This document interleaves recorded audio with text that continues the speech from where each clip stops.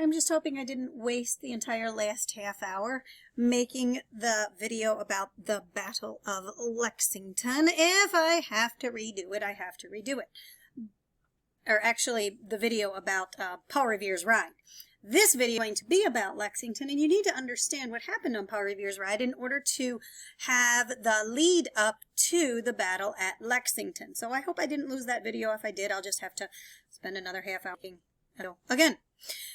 Regardless, you will have seen a video that talks you through the reason why Paul Revere and Billy Dawes and Dr. Prescott were riding. Dawes and Revere came from Boston and were joined by Prescott after they warned Sam Adams and John Hancock here in Lexington that 800 British soldiers, Revere and Dawes would have called these soldiers regulars.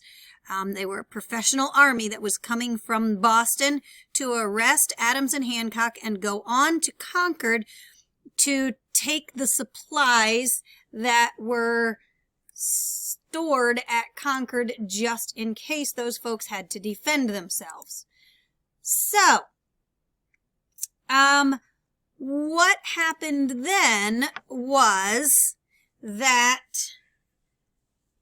Paul Revere and Billy Dawes and Dr. Prescott came around a corner where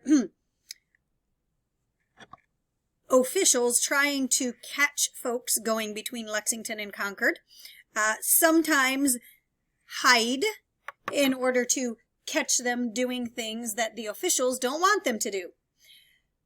The 6 British soldiers, the 6 regulars, took Paul Revere's, Billy Dawes, and Dr. Prescott over to this field. At that point, Dr. Prescott, riding the fastest horse because he's a doctor, and remember, he's been going back and forth between Lexington and Concord to visit his girlfriend for a while, so he knows all the back ways. Dr. Prescott gets his fast horse over the fence, jumps over the fence, and gallops away in the direction of Concord. That just leaves Paul Revere and Billy Dawes. Well, they ask these 2 gentlemen who they are. When Paul Revere tells these 6 regular soldiers his name, they immediately recognize who he is. And so Paul Revere is kept as a prisoner. Billy Dawes, his straps that are holding the saddle onto his horse are cut so that he can't ride anywhere and warn anybody. And Billy Dawes is sent away. He ends up riding into a farmhouse, the open area in front of a farmhouse. His horse pitches him off the front, and he is on foot, and he survives and gets back to Boston, but doesn't do anything else important on this day. Paul Revere, however, held hostage by these 6 soldiers, decides to play some mind games with them. Remember, Paul Revere came from the little village of Lexington. He knows these 800 British soldiers are headed for Lexington. He knows these 6 soldiers holding him captive right now are split away from the main group where they would be protected. He and these 6 soldiers also hear these alarm shots that are going off all over the countryside. And so these 6 soldiers figure Paul Revere is part of the spy network. They'll get some information from him. So they ask him what was going on back in Lexington. Paul Revere says, there's hundreds of militia gathering at Lexington from all over. It's gonna be awful. They are ready to fight. You guys might want to go someplace safer. So these 6 soldiers cut the harnesses on Paul Revere's horse and they go flying back through Lexington to meet these 800 soldiers coming at them. As they go past Lexington, it's still pretty dark. They can still see groups of people milling around Buckman's Tavern. It was on the Lexington Green. It's an open space. And they figure, well, Paul Revere was right. There's going to be a whole bunch of people waiting when our soldiers come, so we had better warn the rest of the group. Now, why do we know all of this? Well, Paul Revere, when they left him loose, he went back to Lexington. At that point, John Hancock had remembered a very important trunk full of official papers that he had left behind in Buckman's Tavern. So Paul Revere got another fellow to help him get John Hancock's trunk out of the tavern. They were actually walking across Lexington Green when in the very, very early morning light, these British soldiers came marching through. So Paul Revere had friends in high places, and he did more than one important thing to help the colonists on this particular morning. Another reason we know about Paul Revere, yeah, that's me, we have in his own handwriting, so that means I was touching Paul Revere's letter. Well, they had a thin piece of plastic on top, but still.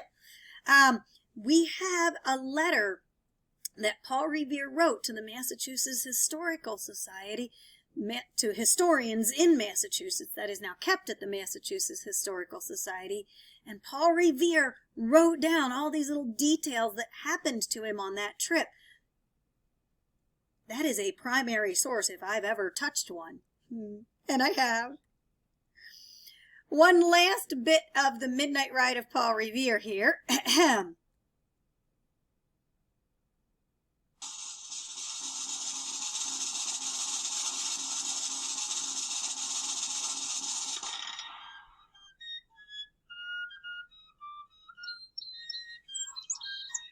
These are the real places.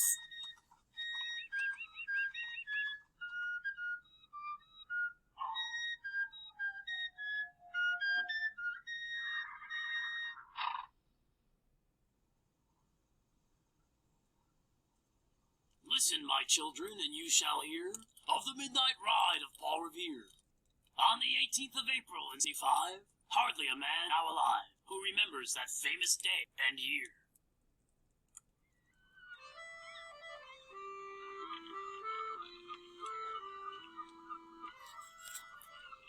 He said to his friends, if the British march by land or sea from the town tonight, hang a lantern aloft in the belfry arch of the North Church Tower as a signal light.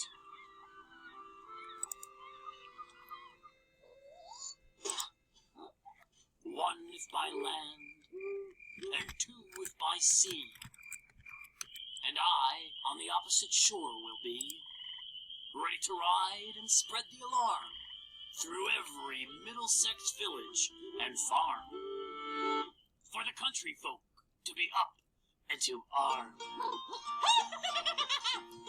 That's a mighty fine yarn, long feller, but why not take it from the horse's mouth? Who are you? Brown Beauty's the name. Very well. Now, I'm going to pause it at this point. You've seen enough that you should be able to look up and watch for yourself the midnight ride of me and Paul Revere. The name of Paul Revere's horse was Brown Beauty. We even know the family that owned it. Why is this all so well documented? Because of what happened next. The British soldiers had been awakened from a sound sleep in Boston. They were ferried across the river, the bay. They stood up to their knees in mud while they waited for all 800 to get brought across. They had to march through countryside that they realized had been warned. And right about this far out of the town of Lexington, these 6 officers come back and say, in Lexington, there are a whole bunch of militia that are gathered. They will not want to let us pass. This is the Lexington Green. You can see there are houses very nearby, all around. So the folks that were gathered on Lexington Green, a lot of them were watched by their families through the windows. There were 77 of these Minutemen who lined up on Lexington Green on April 19th. When the regulars were met by the officers, they did not stop and have breakfast. They did, however, stop and load their weapons. So these 800 regular trained soldiers from England were coming into a town. They thought they were going to be greeted by up to 1,000 hostile fighting folk. When they came into town, they saw 77 Minutemen in a line across Lexington Green. Of those 77 Minutemen, there are a few interesting details. And I lost my notes because I've been messing with this stupid computer so much. Of those 77 Minutemen that were standing there, the oldest one was 63. So maybe your grandfather's age? Of those 77 folk standing in a line across Lexington Green, 12 of them were teenagers. 8 of the adult men had sons standing there with them.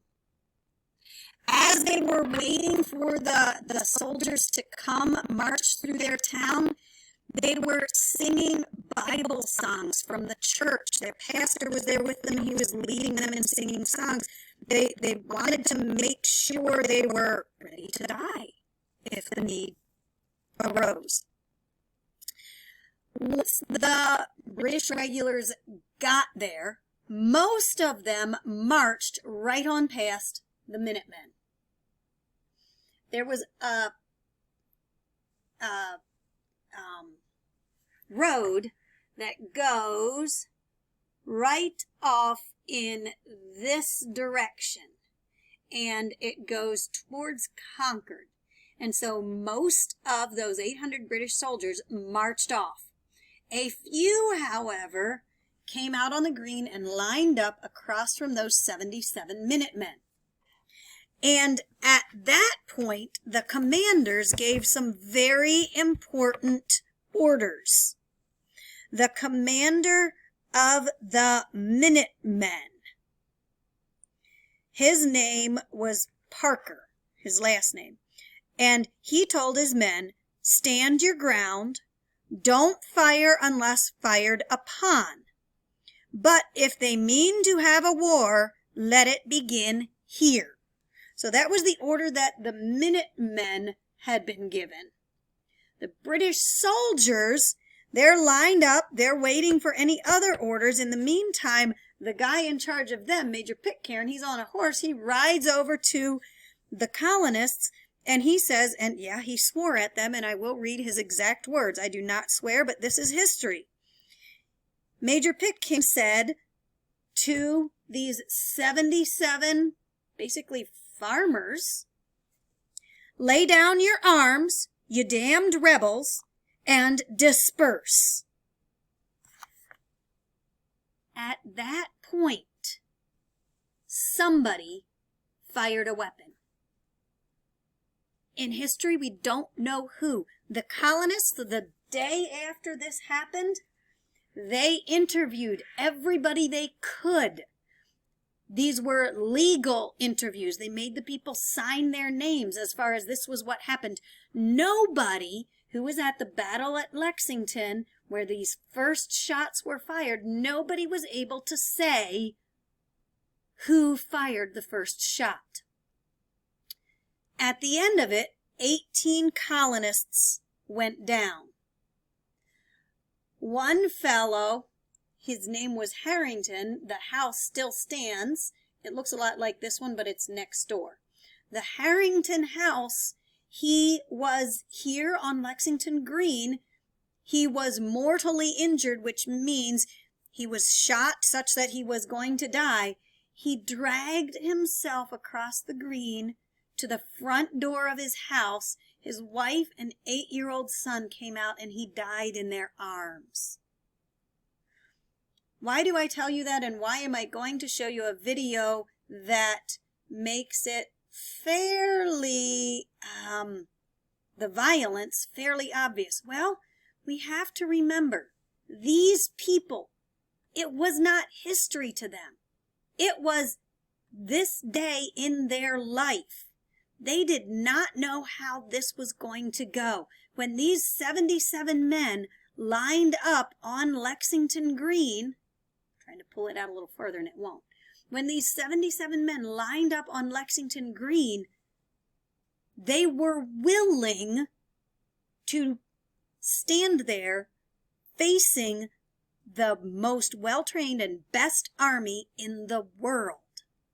Here is a bit of a reenactment. However, one part of this that is not accurate, you will see it makes it look like they're in a woods. The Battle of Lexington happened right in the middle of the little town of Lexington. So you have to imagine this as the background. But here is the reenactment.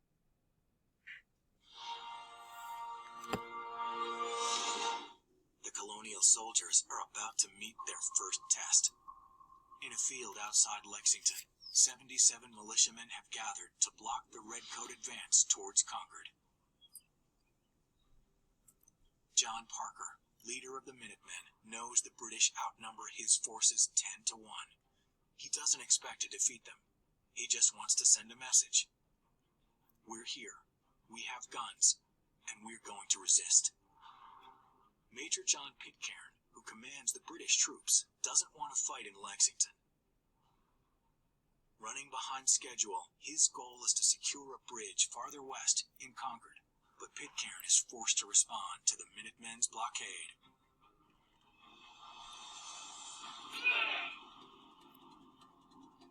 Lay down your arms. Hold! Do not fire! Neither side wanted a war to start. And so they stand there sort of face to face for a while. Hundreds of professional soldiers confront dozens of militiamen armed with squirrel rifles and buckshot. Both Parker and Pitcairn issue orders not to shoot.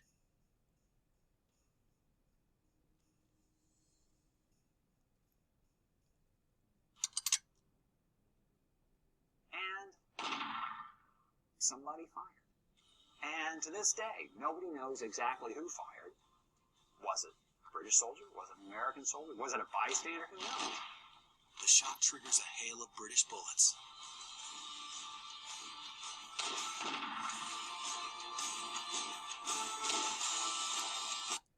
Now, just a warning. These British soldiers are about to use their bayonets. It leaves a bit to the imagination, but if you want to close your eyes, go ahead.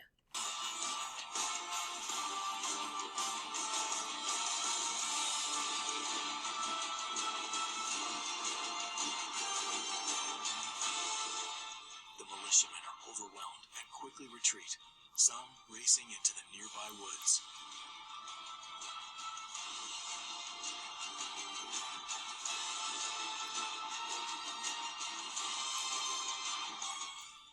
In 15 minutes, the redcoats have routed the colonists. When the smoke clears, 8 patriots lay dead, and the British soldiers continue on their way to Concord. The Battle of Lexington seems to confirm the worst, that Americans have no appetite for battle.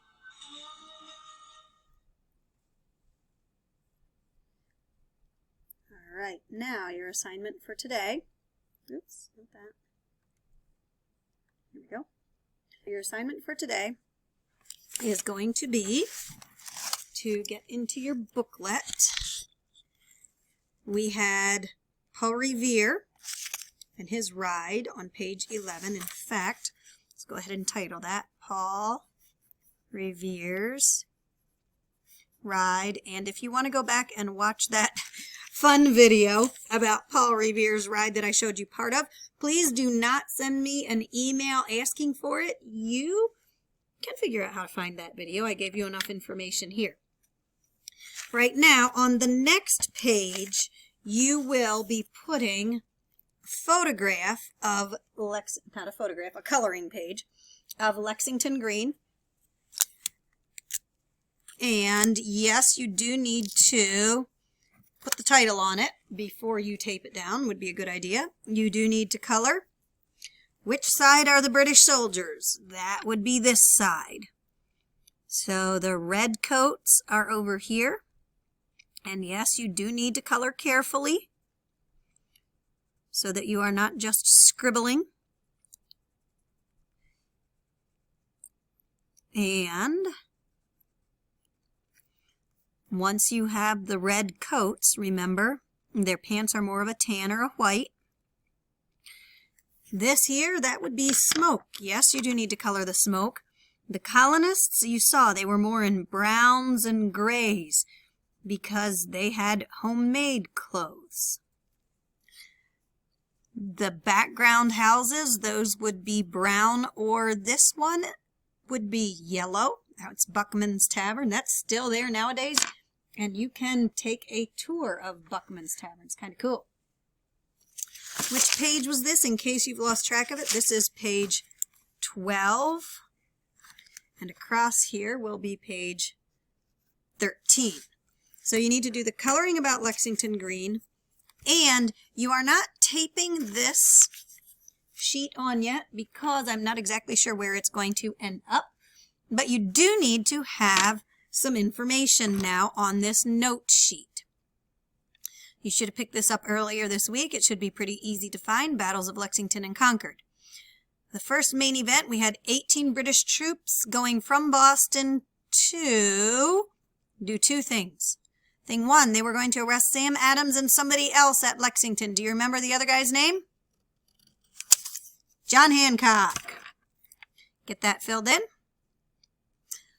The other reason the British troops left Boston, they were supposed to seize the guns and ammunition that were being stored at Concord. 3 folks went and warned Lexington Concord. Billy Dawes was the one that acted drunk. Prescott was the doctor. The other fellow had a poem written about him. Paul Revere. As a result of being warned, there were 88 Minutemen lined up where? They were on Lexington Green when the regulars came. Who fired first? And then there's a blank next to that. Should be pretty obvious. We don't know. Make sure these notes are filled in. The coloring is done. Send me your photograph of your colored picture, and that is today's assignment.